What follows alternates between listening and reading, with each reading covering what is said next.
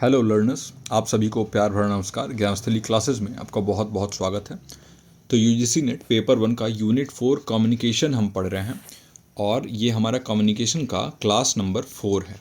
आज का हमारा टॉपिक जो है वो इफ़ेक्टिव कम्युनिकेशन का पार्ट 2 है और जिसमें पहले पार्ट में हमने देखा था कि कैसे अपने कम्युनिकेशन को हम इफ़ेक्टिव बना सकते हैं verbal and non verbal communication का यूज़ करके, और इफ़ेक्टिव कम्युनिकेशन कैसे हम बना सकते हैं अपने कम्युनिकेशन को ज़्यादा बेहतर। आज हम देखेंगे inter cultural and group communication क्या होता है और कैसे उनमें हम इफ़ेक्टिवनेस ला सकते हैं। कम्युनिकेशन जो है वो कैसे ओवरऑल इफ़ेक्टिव बनता है with the help of these two, that is inter cultural and group communication.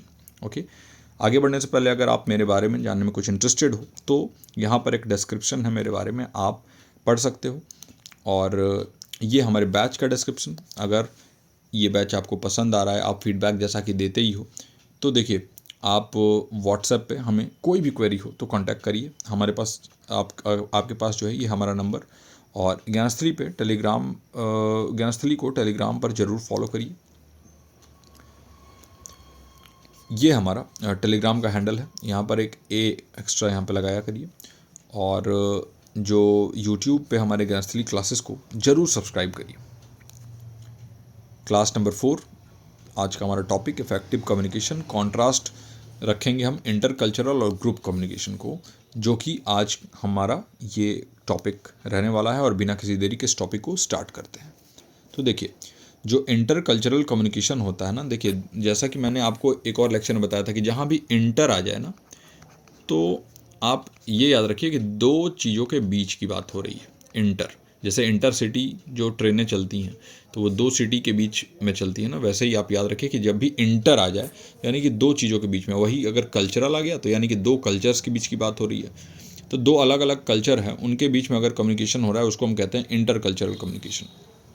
यहाँ पर ऐसे लोग इंटरेक्ट करते हैं आपस में जो अलग अलग कल्चरल बैकग्राउंड के हैं, और यहाँ पर वर्बल और नॉन वर्बल दोनों तरीके के कम्युनिकेशन का एक्सचेंज होता है। ठीक है, और हम इसमें एक्सप्लोर क्या करने वाले हैं कि भाई देखिए कल्चरल डाइवर्सिटी जो है ना, वो कैसे इम्पैक्ट करता है। अगर हम कोई भी चीज़ कम्युनिकेट करते हैं तो उसके अंडरस्टैंडिंग को, कोऑपरेशन को, ये कैसे इम्पैक्ट करता है। देखिए, जो ग्रुप कम्युनिकेशन है वो फोकस करता है, जैसे कि हमने इसमें बात किया ना कि हम इंटर कल्चरल कम्युनिकेशन और ग्रुप कम्युनिकेशन पढ़ने वाला है। तो जो इंटर कल्चरल कम्युनिकेशन है उसको हमने समझा।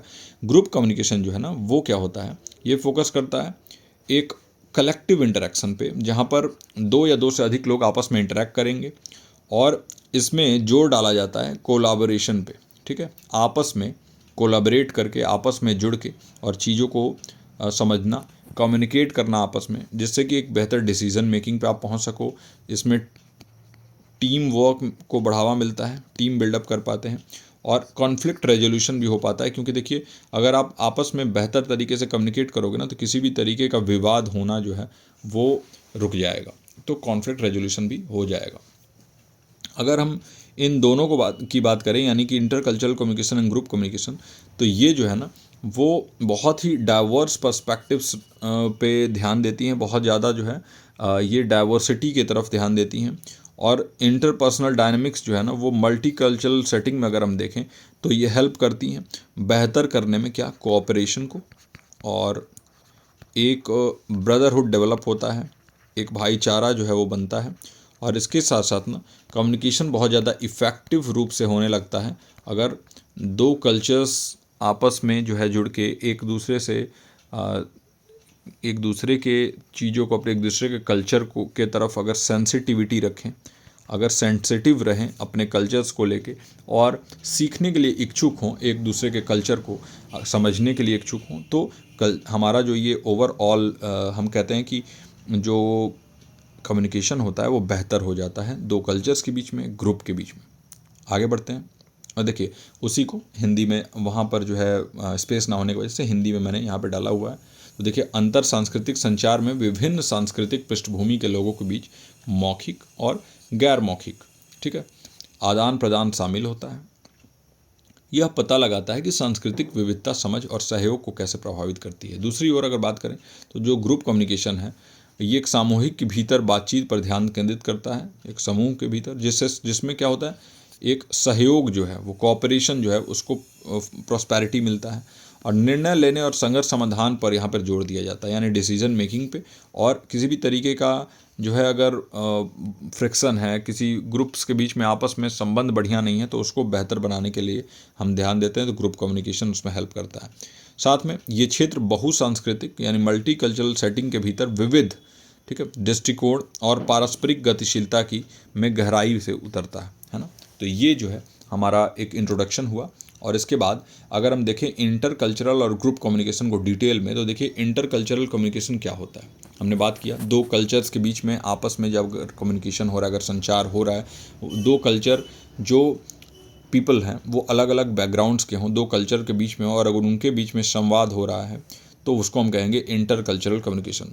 तो देखिए interaction between people from diverse cultural background, और क्या होता है विविध सांस्कृतिक पृष्ठभूमि के लोगों के बीच में बातचीत हो, और presenting challenges like varied communication, ठीक है, अलग अलग चैलेंजेस भी तो होते हैं, जैसे कि क्या होता है यहाँ पर संचार शैली में अंतर हो सकता है, ठीक है, वैरिड कम्युनिकेशन स्टाइल, और लैंग्वेज का भी बैरियर आ सकता है, हो सकता है अलग अलग कल्चर के लोग अलग अलग लैंग्वेज बोलते हों, तो वहाँ पर हेल्प करता है हमारा नॉन वर्बल क्यूज़ जो है ना वो हेल्प करते हैं।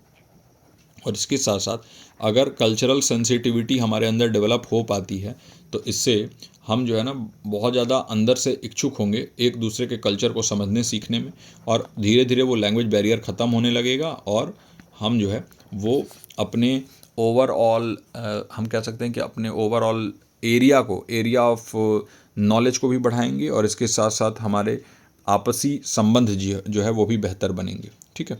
तो इंटर कल्चरल कम्युनिकेशन के फ़ायदे और नुकसान तो है ही। फ़ायदे ये हैं कि आप डाइवर्स कल्चरल बैकग्राउंड के लोगों से मिलोगे और उससे ओवरऑल आपकी समझ बेहतर बनेगी, लेकिन वहीं जो है चैलेंजेस भी हैं, जैसे अलग अलग कम्युनिकेशन स्टाइल और लैंग्वेज बैरियर्स हैं, और इन सब को अगर आप पार कर पाते हो तो आपका बेहतर जो है कम्युनिकेशन जो है वो बेहतर हो जाता है। इम्पॉर्टेंट क्यों है, देखिए ग्लोबल अंडरस्टैंडिंग आज के डेट में जो है ना ये वैश्विक समझ को विकास करना बहुत इंपॉर्टेंट है, और ये इन्हेंस करता है ग्लोबल अंडरस्टैंडिंग को, ये फॉस्टर करता है, ये विविधता को बढ़ावा देता है, और कोलैबोरेशन को, सहयोग को बढ़ावा देता है, कोलैबोरेशन को प्रमोट करता है। ये इसका इंपॉर्टेंस है कि जो इंटरकल्चरल कम्युनिकेशन है इससे ग्लोबल अंडरस्टैंडिंग बढ़ता है, इससे जो है ना डाइवर्सिटी यानी विविधता को बढ़ावा मिलता है, हम आपस में एक दूसरे के कल्चर को रेस्पेक्ट करना सीख जाते हैं, ठीक है, समझना सीख जाते हैं। आजकल देख रहे होंगे कि बहुत सारे ऐसे फॉरेनर्स हैं जो इंडियन कल्चर को काफ़ी पसंद कर रहे हैं, और बहुत ज़्यादा ऐसे फॉरेनर्स हैं जो समझना चाहते हैं कि क्या है इंडियन कल्चर। बहुत ज़्यादा हमारा कल्चर जो है ना वो बहुत ज़्यादा विविड है, ठीक है, बहुत ज़्यादा एक तरीके से हम देखें तो बहुत ज़्यादा डाइवर्स कल्चर है, और उस चीज़ को समझना चाहते हैं वो। तो इससे एक आपस में जो है ना जुड़ाव महसूस होता है, और इसके साथ साथ आपसी समझ भी विकसित होता है। आगे बढ़ते हैं।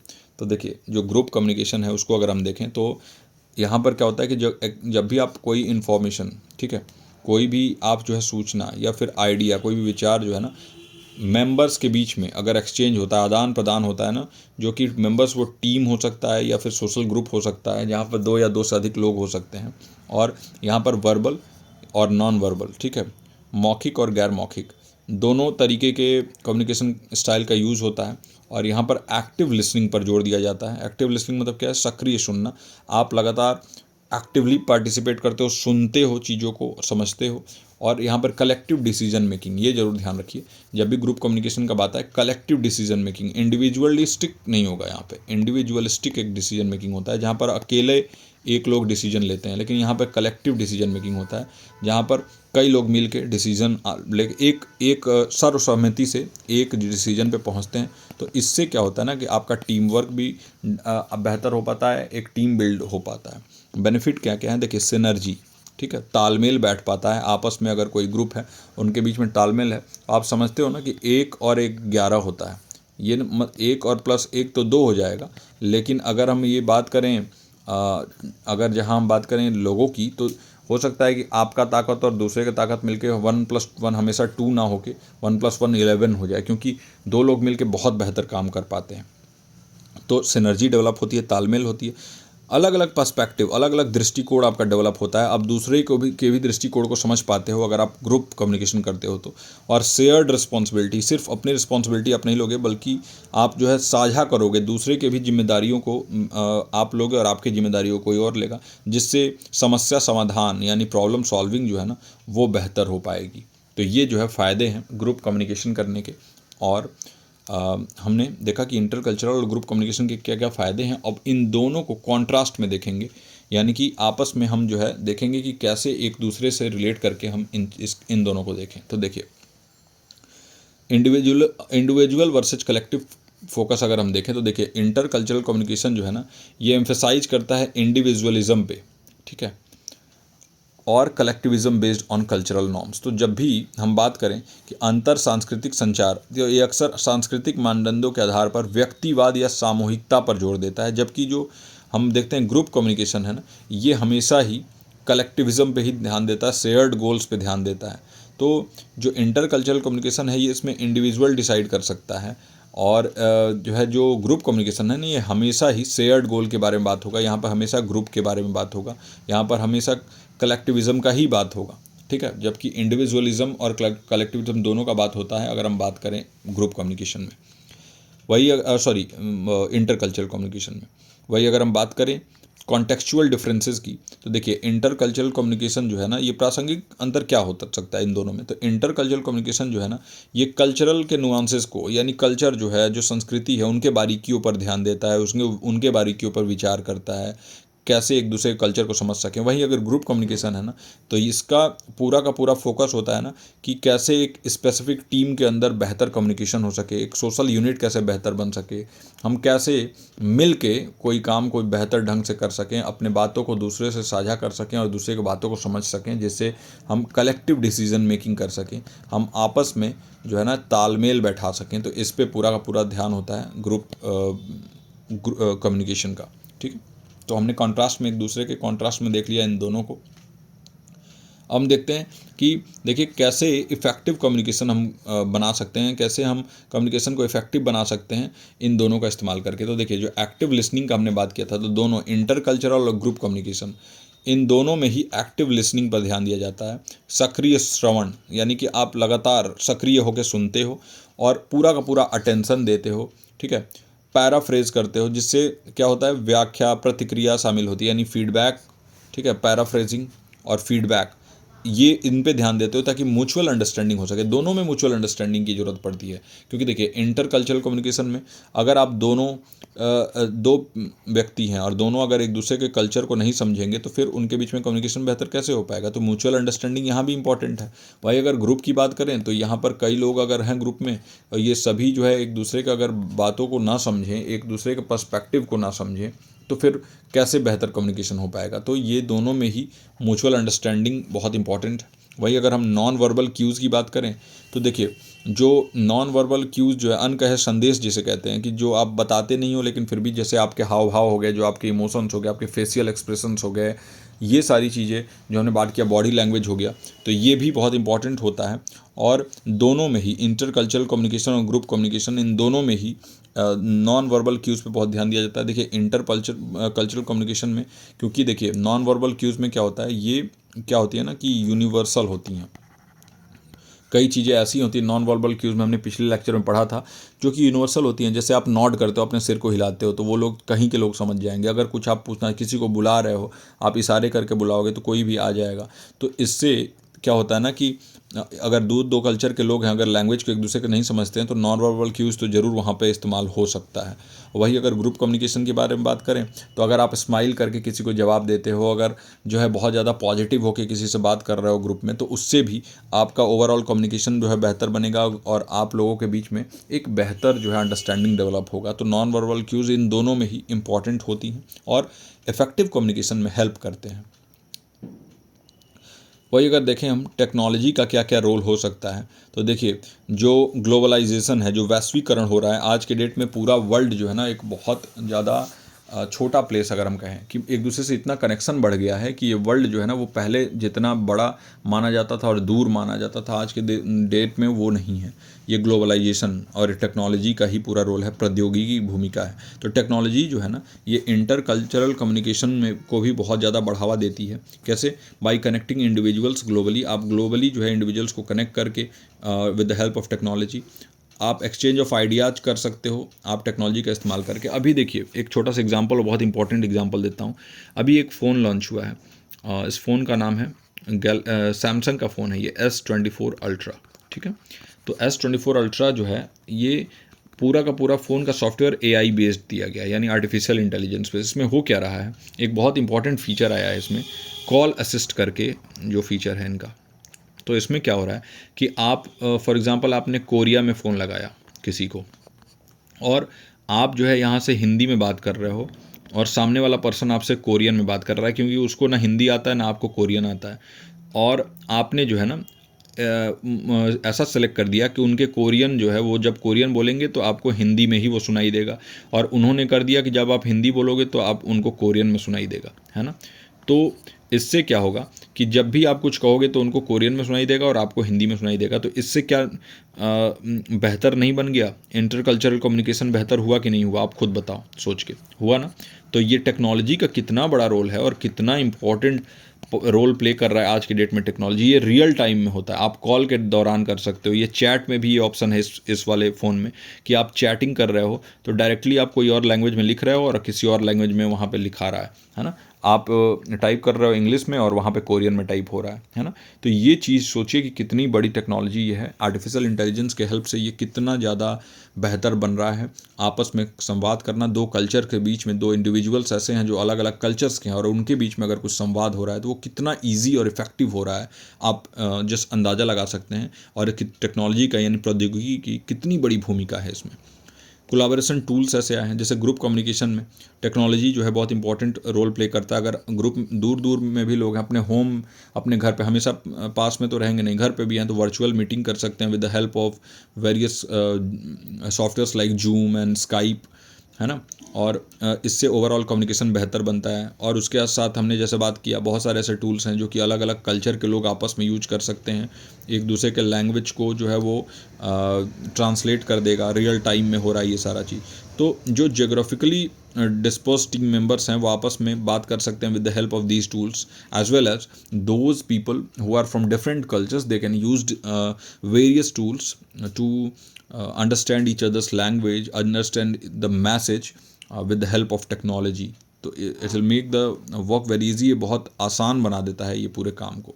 ठीक है, तो आई होप कि ये वाला पॉइंट आपको बिल्कुल क्लियर हुआ हो। कितना इंपॉर्टेंट है ये पॉइंट आपको जस्ट अंदाज़ा हो गया होगा। देखिए जो छठा पॉइंट हमारा कॉन्फ्लिक्ट रेजोल्यूशन।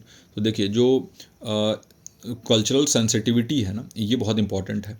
और कल्चरल सेंसिटिविटी से क्या होता है, कॉन्फ्लिक्ट रेजोल्यूशन होता है। यानी कि अगर आप एक दूसरे के कल्चर के बारे में बहुत ज़्यादा सेंसिटिव हो, सांस्कृतिक संवेदनशीलता है आपके अंदर, किसी के कल्चर का आप मजाक नहीं उड़ाते हो बल्कि उनको रेस्पेक्ट करते हो, तो इससे भी आपका जो है आपस में कम्युनिकेशन बेहतर होता है और कॉन्फ्लिक्ट रिजॉल्व होता है। जो भी संघर्ष है उसका समाधान हो जाता है। तो देखिए इंटरकल्चरल कम्युनिकेशन जो है ना वो रिक्वायर करता है, उसको ज़रूरत होती है कि कॉन्फ्लिक्ट्स जो है वो उनको एड्रेस किया जाए। जो भी विविध दृष्टिकोण हैं, जो भी जो है ना डाइवर्स पर्सपेक्टिव्स हैं, उनको आपको कंसिडर करना चाहिए, ताकि सांस्कृतिक संवेदनशीलता के साथ संघर्षों को संबोधित करने की आवश्यकता जो है उसको उसकी पूर्ति हो सके। और अगर कल्चरल सेंसिटिविटी आपके अंदर डेवलप हो गई तो फिर ये कॉन्फ्लिक्ट्स अपने आप एड्रेस हो जाएंगे। कल्चरल सेंसिटिविटी आपके अंदर अगर डेवलप हुई, और इससे क्या होगा, जो इंटरकल्चरल कम्युनिकेशन है वो बेहतर हो पाएगा। वही अगर हम ग्रुप डायनेमिक्स की बात करें तो देखिए इफेक्टिव कम्युनिकेशन अगर ग्रुप में हो रहा है तो इसमें ओपन डायलॉग होगा, सीधे तौर पे आप बात कर लोगे, ठीक है। और आप जो है ना अलग अलग व्यू पॉइंट्स को लोगों के समझोगे, क्योंकि टीम में आप हो तो अलग अलग व्यू पॉइंट्स आएंगे ही। और देखिए डाइवर्सिटी आती है तभी इनोवेशन आता है, ठीक है। बहुत ज़्यादा डाइवर्सिटी रहेगी तो इनोवेशन होगा, नए नए आइडियाज़ आएंगे, है ना।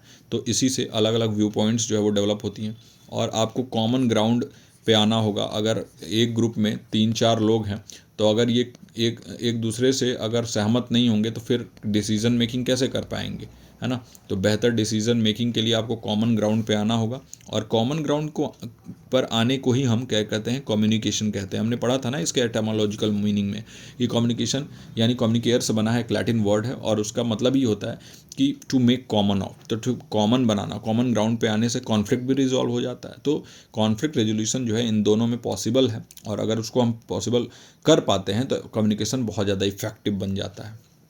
वही अगर बात करें हम एडेप्टेबिलिटी की, तो देखिए इंटर कल्चरल एडेप्टेबिलिटी जो है वो बहुत इंपॉर्टेंट है, अंतर सांस्कृतिक अनुकूलनशीलता।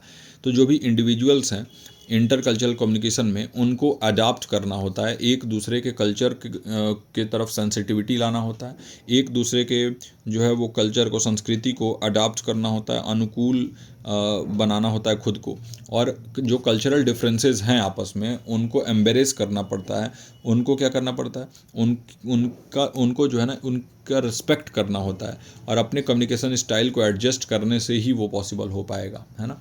आप अगर बहुत ज़्यादा रिजिड रहोगे, बहुत ज़्यादा आप फ्लेक्सिबल नहीं होंगे, ठीक है, बहुत ज़्यादा फ्लेक्सिबल नहीं होंगे, बहुत ज़्यादा रिजिड रहेंगे ना, तो उससे क्या होगा, आपकी अडेप्टेबिलिटी कम होती है, इंटर कल्चरल अडेप्टेबिलिटी है वो कम होती है, और इससे ओवरऑल कम्युनिकेशन जो है वो बहुत ख़राब होगा, और आपके कॉन्फ्लिक्ट अराइज होने लगेंगे, बहुत ज़्यादा संघर्ष पैदा होने लगेगा। तो उसको कम करने के लिए आपको कल्चरल अडेप्टेबिलिटी को बढ़ाने के लिए आपको अडेप्टेबल बनना होगा, कल्चरल डिफरेंसेस को बहुत ज़्यादा एम्बेरेस करना होगा, बहुत ज़्यादा आपको जो है ना समायोजित करना होगा, और इसके साथ साथ एडजस्ट करना होगा अपने कम्युनिकेशन स्टाइल को। वही अगर बात करें हम ग्रुप्स की, तो फ्लेक्सिबिलिटी जो है वो ग्रुप्स में इंपॉर्टेंट है। अगर आप इफेक्टिव कम्युनिकेशन जो है वो चाहते हो कि ग्रुप में हो, तो मेंबर्स जो होंगे उनको अडेप्टेबल बनना होगा, एक दूसरे के लिए रिस्पेक्ट लाना होगा अपने मन में, फ्लेक्सिबल होना होगा। कोई जो है किसी बात पे सहमत होता है, तो कोई किसी बात पे वो असहमत होता है। तो इन सारी चीज़ों को समझना होगा कि हर इंडिविजुअल जो है ना वो एक नहीं होता है, और डाइवर्स ओपिनियन, अलग अलग विविध तरीके के विचार आएंगे, उनको स्वीकार करना होगा, और उसके बाद अपने कम्युनिकेशन स्ट्रेटजी को उसके अराउंड ही एडजस्ट करना होगा, ताकि ओवरऑल जो है ना बेहतर कम्युनिकेशन हो सके, है ना। तो अडेप्टेबिलिटी क्यों इंपॉर्टेंट है, अनुकूलता क्यों इंपॉर्टेंट है, ये आपने समझा इन दोनों के पर्सपेक्टिव में, इंटर कल्चरल और ग्रुप कम्युनिकेशन। तो देखिए निष्कर्ष क्या निकलता है, हमने बहुत ही बेहतर तरीके से आज पढ़ा, ठीक है। क्या निष्कर्ष निकलता है आज के इस लेक्चर का हमारे, इसको हम देखेंगे। और देखिए इंटर कल्चरल और ग्रुप कम्युनिकेशन है, यानी अंतर सांस्कृतिक और समूह संचार जो होता है ना, भले ही अलग हैं, भले ही वो अलग हैं, लेकिन बहुत सारे कॉमन एलिमेंट्स इनमें हैं, जैसे कि एक्टिव लिसनिंग दोनों में ही होता है, एडेप्टेबिलिटी इन दोनों में इम्पॉर्टेंट है, रिस्पेक्ट जो म्यूचुअल अंडरस्टैंडिंग है वो इन दोनों में ही ज़रूरी होता है, और इफ़ेक्टिव कॉन्फ्लिक्ट रेजोल्यूशन इन दोनों में ही इम्पॉर्टेंट है, ठीक है। और अगर हम इन प्रिंसिपल को एम्ब्रेस करेंगे, इन सिद्धांतों को अगर अपनाने से हमें क्या होगा, जो है सक्सेसफुल इंटरेक्शन कर पाएंगे। अगर दो कल्चर्स के बीच में बात हो रही है, अगर ग्रुप सेटिंग में, अगर आपस में ग्रुप में बात हो रही है, ठीक है, और इससे एक तो ग्लोबल अंडरस्टैंडिंग बढ़ेगा, अगर हम इंटर कल्चरल के बारे में बात करें तो जो वैश्विक समझ है उसका विकास होगा। इसके साथ साथ अगर हम ग्रुप की बात करें तो कोलैबोरेटिव टीम वर्क, यानी कि जो सहयोगात्मक टीम वर्क है उसको बढ़ावा मिलेगा, है ना। तो ये दोनों ही कम्युनिकेशन के लिए बहुत इंपॉर्टेंट है कि अगर इफेक्टिव कम्युनिकेशन चाहते हो तो आपको एक्टिव लिसनिंग करना होगा, एडेप्टेबिलिटी अपने अंदर लाना होगा, कॉन्फ्लिक्ट रिजॉल्व करना होगा, म्यूचुअल अंडरस्टैंडिंग डेवलप करना होगा, सेंसिटिविटी जो है वो लाना होगा टुवर्ड्स ईच अदर्स कल्चर। अगर आपके अंदर सेंसिटिविटी रहेगा, तो अगर आपके अंदर म्यूचुअल रिस्पेक्ट रहेगा, ठीक है, रिस्पेक्ट रहेगा, तो ओवरऑल इन दोनों यानी इंटर कल्चरल और ग्रुप कम्युनिकेशन, ये दोनों टाइप के कम्युनिकेशन बेहतर बन सकेंगे, ठीक है। तो आई होप कि आज का ये लेक्चर आपको बहुत पसंद आया हो, और जैसा भी लगा हो आप डिस्कशन ग्रुप में ज़रूर बताइए। जो भी आपके क्वेरी कंसर्न हो वो भी डिस्कशन ग्रुप में ज़रूर पूछिए, वहाँ पर कोई भी क्वेरी हो तो उसको रिजॉल्व किया जाएगा। आगे बढ़ते हैं, आज के हमारे क्वेश्चन आंसर सेशन पे हम चलते हैं। तो देखिए जो हमारा पहला क्वेश्चन है वो है कि व्हाट इज़ अ की challenge in inter cultural communication, ठीक, अंतर सांस्कृतिक संचार में एक प्रमुख चुनौती क्या है। तो सबसे पहला ऑप्शन है सिमिलर कम्युनिकेशन स्टाइल, यानी कि हमारे पास जो समान संचार शैलियाँ हैं क्या वो चैलेंज के तौर पे काम करती है, एक चुनौती है क्या इंटर कल्चरल कम्युनिकेशन की। लैंग्वेज बैरियर, क्या ये एक चुनौती है। होमोजीनियस कल्चरल पर्सपेक्टिव, क्या ये एक चुनौती है? या फिर लिमिटेड ग्लोबल कनेक्टिविटी यानी सीमित वैश्विक कनेक्टिविटी, क्या ये एक चुनौती है? ठीक है।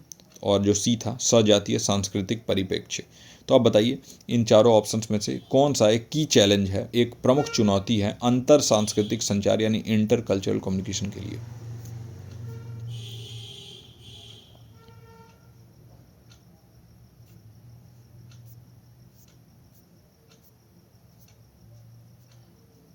तो देखिए, आई होप कि अभी तक आपने करेक्ट आंसर सोच लिया हो। तो देखिए, जो सबसे बड़ा चैलेंज आता है ना, अगर हम बात करें इंटर कल्चरल कम्युनिकेशन की, यानी अंतर सांस्कृतिक जो संचार है इसमें, तो वो है लैंग्वेज बैरियर। ठीक है, क्योंकि भाषा की बाधाएं आ जाती हैं। अलग अलग कल्चर अलग अलग भाषाओं का उपयोग करता है, और उससे जो है ना बहुत ज़्यादा चैलेंज क्रिएट हो जाता है। और इसीलिए इसका करेक्ट आंसर जो होगा वो होगा लैंग्वेज बैरियर, यानी भाषा की बाधाएं, है ना। ये इसका करेक्ट है। सिमिलर कम्युनिकेशन स्टाइल चैलेंज नहीं होता है। अगर दो कल्चर के बीच में सिमिलर कम्युनिकेशन स्टाइल है तो वो ज़्यादा बेहतर हो पाएगा कम्युनिकेशन। होमोजीनियस यानी कि अगर सजाती है, एक तरीके का ही कल्चरल पर्सपेक्टिव है, अगर एक तरीके का ही पर्सपेक्टिव रखते हैं तो फिर वो कहाँ एक चैलेंज होगा। और लिमिटेड ग्लोबल कनेक्टिविटी नहीं होता है, बल्कि यहाँ पर ग्लोबल अंडरस्टैंडिंग बढ़ जाता है, तो ये भी नहीं होगा। तो इसका करेक्ट आंसर होगा बी, लैंग्वेज बैरियर। अगर हम आगे चलें क्वेश्चन नंबर 2 पे, तो ये है what is a characteristic feature of group communication, यानी समूह संचार की एक विशिष्ट विशेषता क्या है? सबसे पहला ऑप्शन है व्यक्तिवादी निर्णय लेना, यानी इंडिविजुअलिस्टिक डिसीजन मेकिंग। दूसरा ऑप्शन है हमारे पास गैर मौखिक संकेतों का अभाव, यानी lack of non verbal cues. हम बात कर रहे हैं किसके बारे में? Characteristic feature of group communication, यानी कि जो समूह संचार होता है, जो ग्रुप कम्युनिकेशन है, उसके बारे में बात कर रहे हैं। तीसरा है हमारे पास कलेक्टिव डिसीजन मेकिंग, यानी कि सामूहिक निर्णय लेना। और चौथा है न्यूनतम बातचीत, यानी कि मिनिमल इंटरेक्शन। तो एक जो है इम्पॉर्टेंट विशेषता, एक इम्पॉर्टेंट कैरेक्टरिस्टिक ग्रुप कम्युनिकेशन का क्या है इन चारों में से? सोच के बताइए। आपको 5 सेकंड का समय देता हूँ।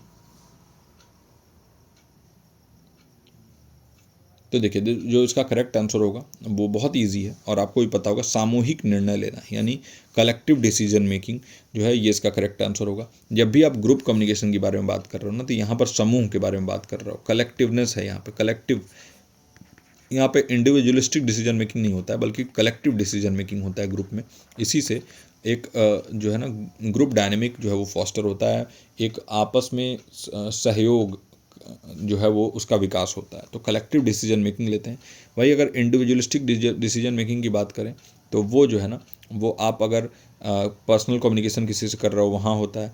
नॉन वर्बल क्यूज़ यहाँ पे कमी नहीं होती है, ठीक है, तो ये भी नहीं होगा। इसमें नॉन वर्बल क्यूज़ का भरपूर इस्तेमाल होता है। मिनिमल इंटरेक्शन नहीं होता, बल्कि काफ़ी ज़्यादा एक्सटेंसिव तरीके से इंटरेक्शन होता है। तो इसका करेक्ट आंसर होगा आंसर नंबर सी।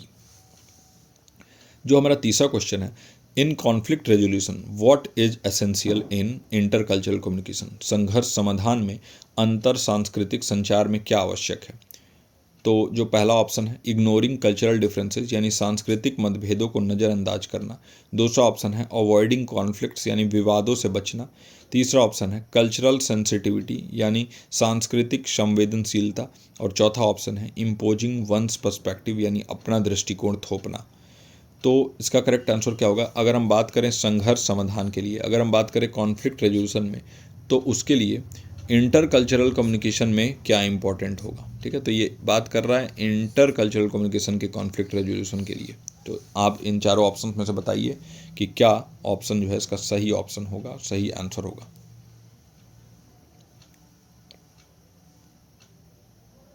तो देखिए, अगर हम बात करें कल्चरल डिफरेंसेस की, तो अगर आप कल्चरल डिफरेंसेस को इग्नोर करोगे तो फिर कॉन्फ्लिक्ट रिजॉल्व कहाँ होगा? मतभेद जो होगा उसका समाधान कैसे होगा, है ना। तो कभी भी कॉन्फ्लिक्ट रिजॉल्व करना है तो आपको कल्चरल डिफरेंसेस को इग्नोर नहीं करना होगा, बल्कि समझना होगा। तो ये तो होगा ही नहीं। अगर कॉन्फ्लिक्ट को आप अवॉइड करोगे ना, तब भी कॉन्फ्लिक्ट रिजॉल्व नहीं हो पाएगा, ठीक है। क्योंकि अवॉइड करोगे, विवादों से बचोगे, यानी कि आप जो है ना कहीं उस चीज़ को एड्रेस नहीं कर रहे हो, उस चीज़ को क्या कर रहे हो, उस चीज़ को आप जो है ना वो अच्छे से समझ नहीं रहे हो, अच्छे से उसको सॉल्व नहीं कर रहे हो। तो ये भी इसका करेक्ट आंसर नहीं होगा।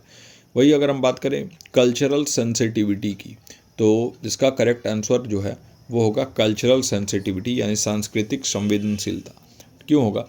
देखिए इंटर कल्चरल, दो कल्चर के बीच में अगर हम बात कर रहे हैं ना, कम्युनिकेशन हो रहा है, अगर वहाँ कॉन्फ्लिक्ट रिजॉल्व करना चाहते हो, तो अगर सांस्कृतिक संवेदनशीलता, एक दूसरे के संस्कृति के लिए अगर आप सेंसिटिव हो जाएंगे, मजाक नहीं उड़ाएंगे बल्कि उसको रिस्पेक्ट करेंगे, एक दूसरे के कल्चर को रिस्पेक्ट करेंगे, तो उससे ओवरऑल आपका जो है कम्युनिकेशन बेहतर होता है। इंटर कल्चरल कम्युनिकेशन जो है ना, उसके लिए इम्पॉर्टेंट है कि आप कल्चरल सेंसिटिविटी को बढ़ावा दो। ठीक है, आप समझो दूसरे के कल्चर को भी, उसके टुवर्ड्स सेंसिटिव रहो, कुछ भी कहने से पहले 10 बार सोचो कि हाँ किसी कल्चर का आप मजाक ना उड़ाओ। ये जो है इंपॉर्टेंट है। कॉन्फ्लिक्ट रिजॉल्व अगर करना चाहते हो, अगर संघर्ष का समाधान करना चाहते हो कल्चर के बीच में, तो इसके लिए इसका करेक्ट आंसर होगा सी, सांस्कृतिक संवेदनशीलता। अगले क्वेश्चन पे चलते हैं। Question number 4, how does technology contribute to intercultural communication, यानी प्रौद्योगिकी अंतर सांस्कृतिक संचार में कैसे योगदान देती है। तो इसका पहला ऑप्शन होगा रेस्ट्रिक्ट ग्लोबल कनेक्टिविटी, यानी वैश्विक कनेक्टिविटी को प्रतिबंधित करता है। दूसरा है प्रमोट्स लैंग्वेज बैरियर, यानी भाषा अवरोधों को बढ़ावा देता है। तीसरा है फैसिलिटेट्स ग्लोबल अंडरस्टैंडिंग, यानी वैश्विक समझ को सुगम बनाता है। और चौथा है डिस्करेजेस डाइवर्सिटी, यानी विविधता को हतोत्साहित करता है। ठीक है, डिस्करेज करता है। इसका करेक्ट आंसर क्या होगा, टेक्नोलॉजी जो है ना वो इंटर कल्चरल कम्युनिकेशन में कैसे कंट्रीब्यूट करता है, प्रौद्योगिकी जो है वो अंतर सांस्कृतिक संचार में कैसे योगदान देता है, बताइए।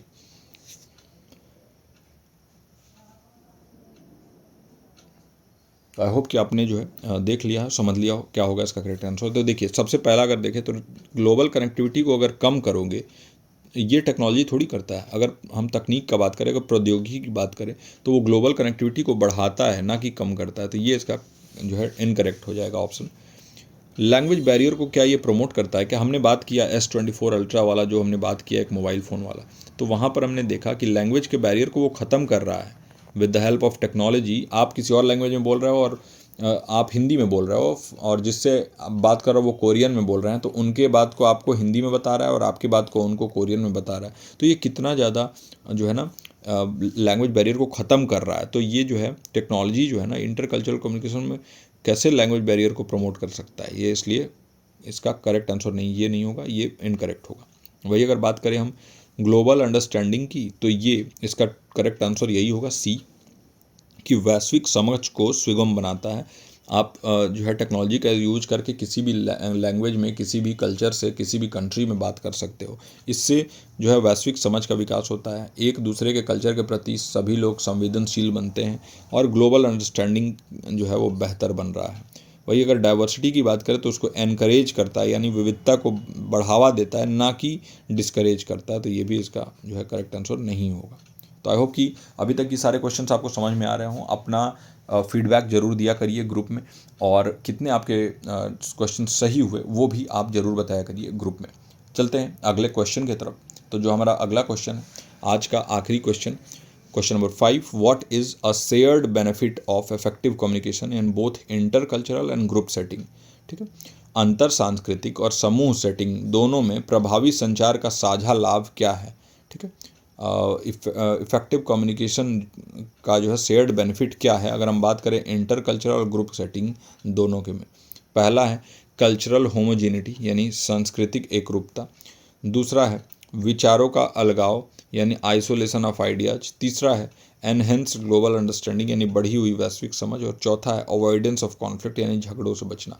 तो बताइए कि अगर हम यहाँ पे बेनिफिट के बारे में बात करें, कीवर्ड्स पकड़ा करिए। देखिए दोनों में शेयर्ड बेनिफिट हैं, और दोनों यानी इंटर कल्चरल और ग्रुप सेटिंग, इन दोनों में क्या करेक्ट आंसर होगा? दोनों में शेयर्ड बेनिफिट अगर इफेक्टिव कम्युनिकेशन के लिए चाहते हैं तो क्या होगा?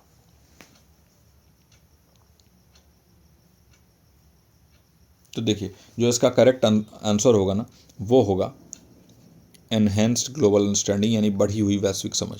तो अगर शेयर्ड बेनिफिट के बारे में बात करें, अगर इफेक्टिवली आप कम्युनिकेट कर रहे हो ना इंटर कल्चरल और ग्रुप सेटिंग दोनों में, तो देखिए कल्चरल होमोजेनिटी और आइसोलेशन ऑफ आइडियाज़ तो होगा नहीं, क्योंकि अगर आप विचारों का अलगाव करोगे तो वो एक पॉजिटिव पॉइंट तो है ही नहीं।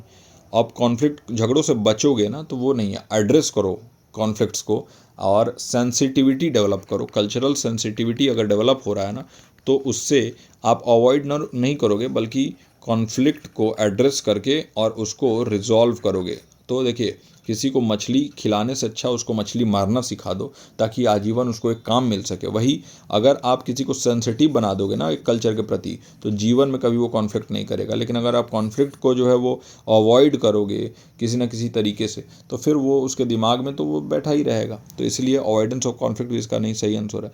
वही अगर हम बात करें कि सांस्कृतिक एकरूपता के बारे में, तो यहाँ पर सिर्फ संस्कृति की बात हो रही है, ग्रुप का बात ही नहीं हुआ, बल्कि ग्लोबल अंडरस्टैंडिंग के बारे में बात करेंगे।